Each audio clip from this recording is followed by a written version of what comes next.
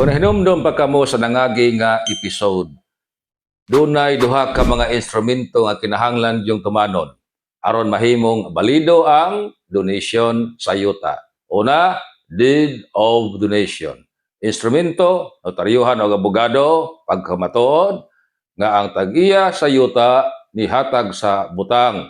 Ikaduha, deed of acceptance, notaryado o abogado, kinahanglan nga ang duni o ang gihatagan mo pirma usab o pagmatuod nga iyahang gidawat ang butang. Gawas ana daghan pang mga sirkumstansya nga makapahimong inbalido sa donasyon. At daghang mga nadunggan, gipiki ang pirma, mainbalido ginang donation kay gipiki man ang pirma. Iunan og pusil, mainbalido ginang donasyon kay gigamitan naman og illegal nga pamaagi. Ug uban pa. Karon, ang pangutana, ang yuta nga na donate o nahatag na ngadto sa laing tao o sa institusyon, pwede pa ba nang mabawi sa tagiya ang tubag? Yes, kon illegal ang pamaagi. Ikaduha, kung wa nakakumply sa gikinahanglan nga mga rekisitos.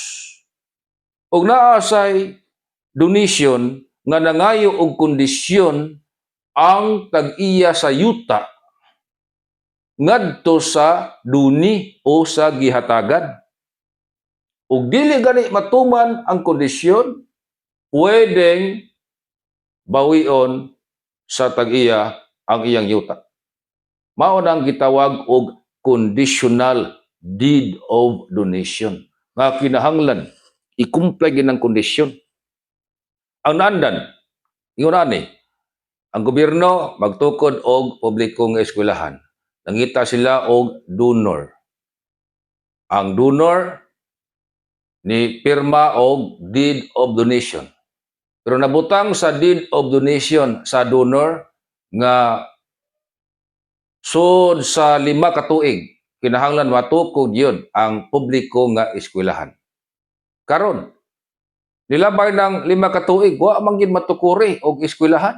Pwede pa bang mabawi sa donor ang iyang yuta gikas gobyerno? Oo. Tungod kay wa naka-comply ang gobyerno sa kondisyon nga gilatid sa donor. Balik.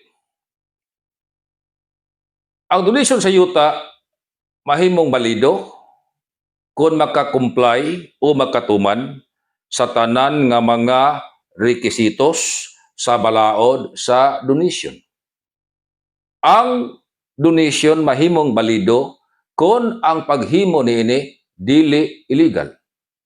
O ang donation mahimo usab nga balido kung ang duni nga gihatagan og kondisyon nakakumply sa kondisyon nga gusto sa donor.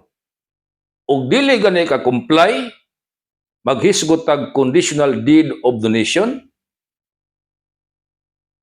ang yuta bisan pag na-donate na ngadto sa gobyerno kay wa manatuman ang kondisyon sa donor, pwede pang bawion sa tag-iya.